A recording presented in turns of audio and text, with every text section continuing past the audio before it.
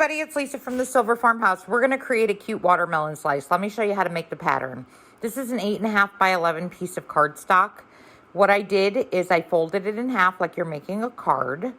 And then you're going to fold it 2 3/4 inches up. Snip that little piece off. And then just cut yourself out a little watermelon slice by simply trimming a little half circle off the corner of your paper. Now you need some coffee stained muslin. Listen, this don't have to be coffee stained. You can use just regular plain old muslin. Muslin fabric is what I like to use.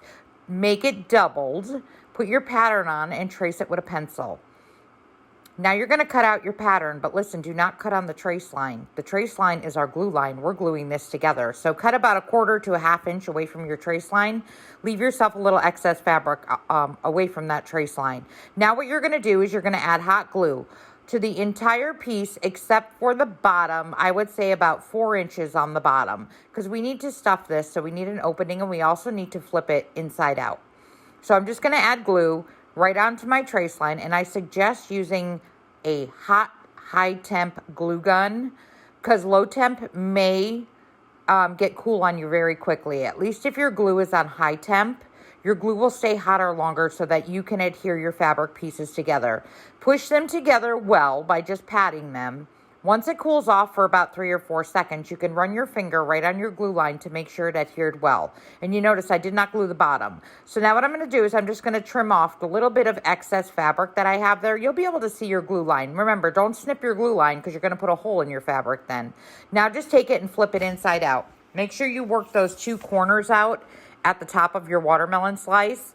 And then what we're going to do now is we're going to add some polyfill to this. We're not going to fill it totally yet. We're just going to add a little bit, because there is another piece I want to add to the bottom of this watermelon. So just take some polyfill. You can use any kind of polyfill you want to use. There's different brands out there. It doesn't matter which brand you use. And just add a little bit of stuffing. Now don't stuff the entire thing yet, because what we're going to do next is we're going to cut a strip of cardboard. So I'm just going to use some corrugated cardboard, and I'm going to cut a strip because I want to put it in the bottom of this watermelon to give it a little bit more definition, like the outer part of the watermelon. My strip is 1 3/4 inches wide by 13 inches long, and I'm just snipping the corners to round them out. Just round out your corners a little bit, and now push that cardboard into your watermelon. I do have a little bit of trouble with mine, but make your strip 13 inches by 1 3/4, and you should be all right. Work it into both sides. You want to push it all the way up into one corner and then all the way down into the other corner, and then you can just finish stuffing your watermelon after you have this little cardboard strip in. Mine gave me a little bit of a problem, but I did a 13.5 inch strip originally, and it was a little too long. Add a little bit of glue inside onto the back side of your cardboard and glue it to your muslin fabric. This is going to hold it in place.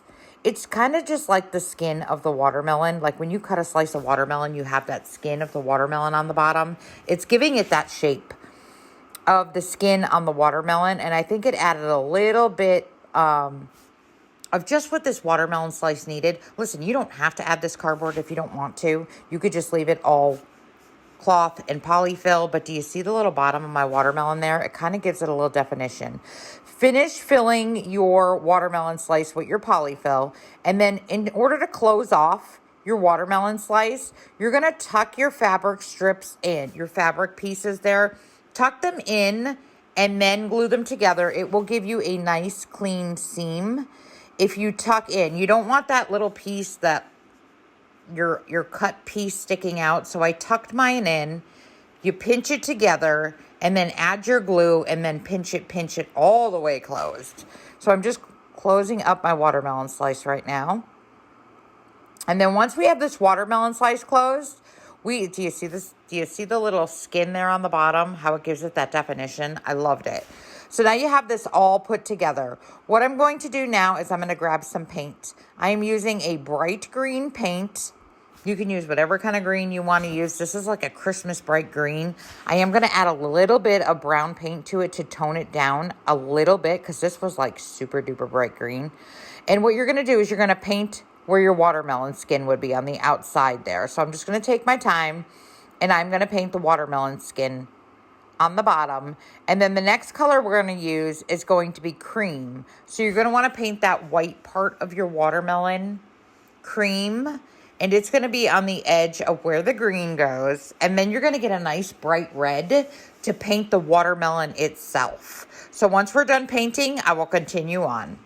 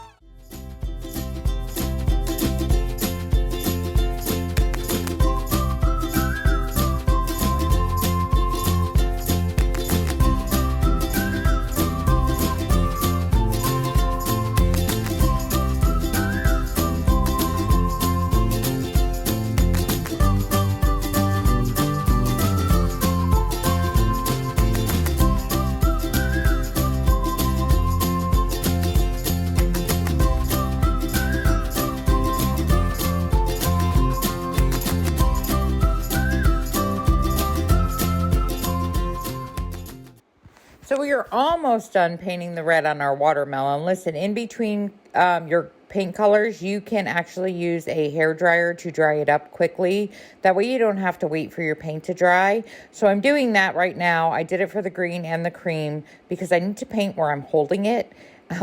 Just a little bit more red. And again, I used like a bright Christmas red. But don't be afraid to use any color red you want to use. You can use any paint colors you have on hand. Don't go buy special paint for this project. So I'm just going to finish drying this up. And then what we're going to do is I'm going to take some 220 grit sandpaper. And we are going to sand this watermelon, the entire watermelon piece. It just gives it that little bit more of a worn look, like an aged look to the watermelon piece. And be prepared because we are definitely going to spray this with some coffee because I need to darken up that cream and green just a little bit more. I love primitive and I love things a little bit darker. So I'm just going to give this piece a quick sand, and I used a very fine grit sandpaper, 220. You don't want to use nothing too rough because you'll end up ripping your fabric and you don't want to do that. Just be careful around your glue seams there, especially where you glued it together on the bottom. Just sand your whole piece, and then we're going to spray it with coffee. I love to use a coffee mixture to darken things up.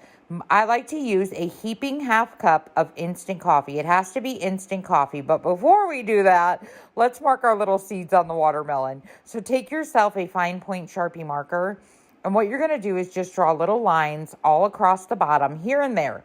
So you're going to draw like one way, one the other, one way, one the other. And I probably did maybe about 20 little seeds just on the edge of the red there. You could see it. It's just on the edge of the red. They look like little stitches, but they're little seeds. I'm taking a puppy pea pad. They're great when you coffee stain, and I'm going to put on some gloves. So I like to use a heaping half cup of instant coffee to 1 cup of hot water. I mix it in a cup and then I dump it in a spray bottle. Give this piece a spray up with your coffee. Do not blot it or anything. Just give it a spray, rub it in with your hands, and then take a hairdryer and dry it up very quickly. Coffee will be sticky when it's wet, but once it's dry, it's perfectly fine. But do you see how this darkened this up a lot? It made it more of a primitive color. So we're just going to dry this up a tiny bit. I'm going to do a couple more sprays to darken it up, and then we're going to move on to the next step.